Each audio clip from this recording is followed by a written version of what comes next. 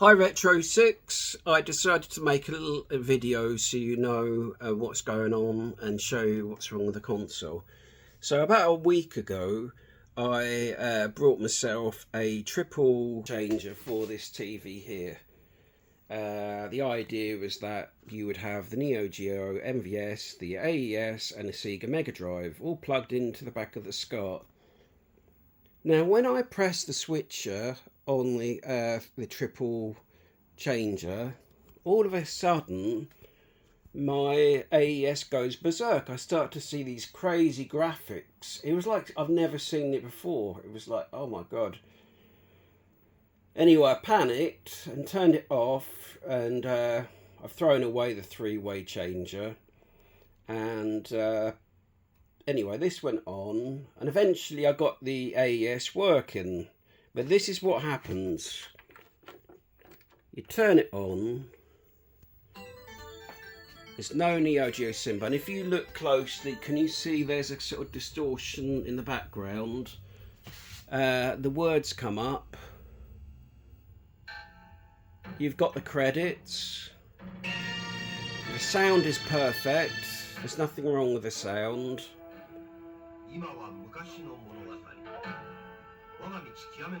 And I thought, what the heck is going on here? You know, why are the words coming up and nothing else is working?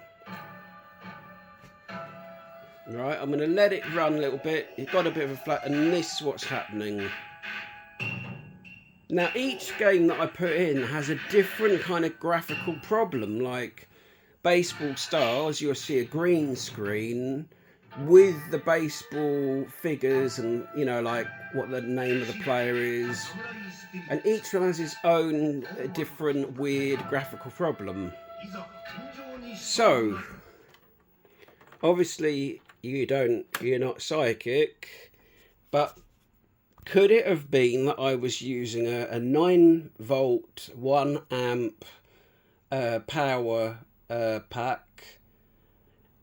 Even the Sega Mega Drive, traditional Sega Mega Drive pack, the power pack, could that have been the reason why this is blown? That's the first thing. Do you think there would have been a huge rage of electricity that would have basically sparked that, affected the AES? Because I remember a few months ago, before the AES, I just put the arrow in the back and I got a horrible static shock just by changing the SCART while the TV was on, which was stupid really. I nearly smashed my TV. So anyway, going back to the story, this is the AES, like I said.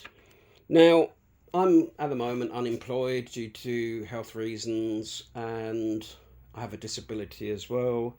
And as you can see, video games are kind of like my paradise. It is my life, video games, which I absolutely love. The AES, though, is a console. Because of the price, I only have 12 games, and it kind of makes you think, is it really worth getting fixed at all if I'm not really going to use it? Because the MVS, you've got the 161 cart, and, you know, why, and a load of games, as you can see, a load of MVS games, because I collect.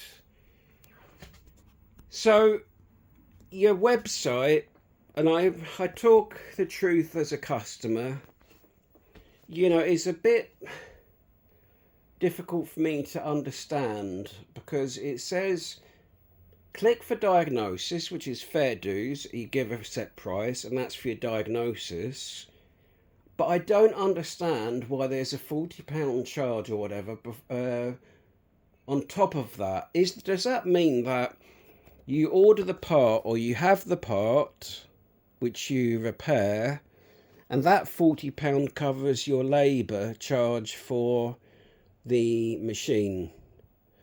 Because in my head, I kind of have a figure that to repair this from you is about £100 all in. Now, I'm sure you've fixed hundreds of these machines and you have a rough idea of what they can cost.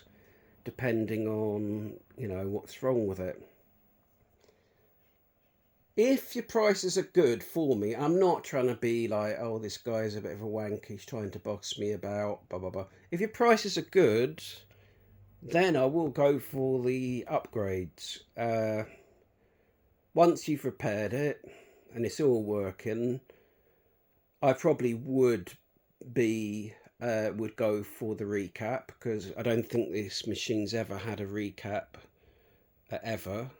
But we don't really know, because the seller may have had who I bought this off 3 years ago, may have recapped it. I think I'd probably go for everything, but I'm not sure about this additional video and audio clean thing where the picture's better, because it is one of these machines, like I said, unless I've got the 161 cart, which people have told me it can blow your Neo Geo because it may be designed with high electricity or whatever.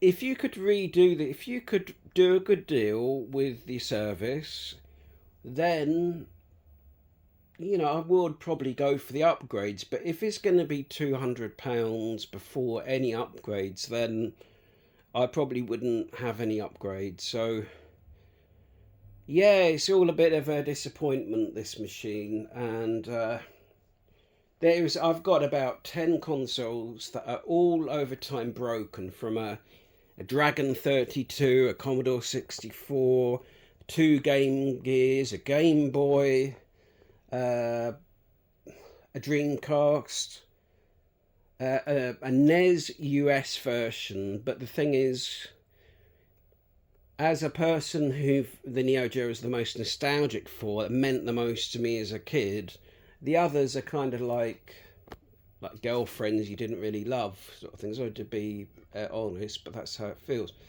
And yeah, I mean, if you could please explain the COX thing and how it works. I understand you got the bullets, but I fear that this could be way over 100, not even close to 100, just to repair. So anyway, I've got the very good bubble. This is kind of like balloon technology for the Neo Geo to go in. I'll be able to easily post it.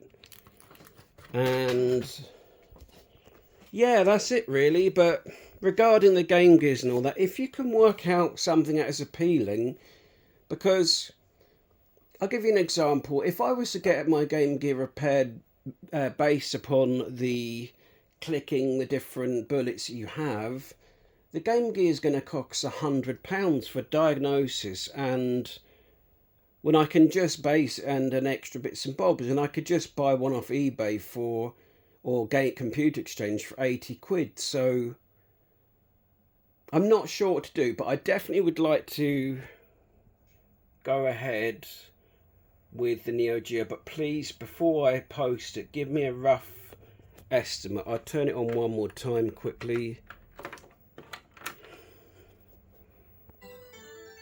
No Neo Geo symbol. Distortion, that could be the cable that I'm using, because funny enough, when I use this in the TV, there's no distortion like that.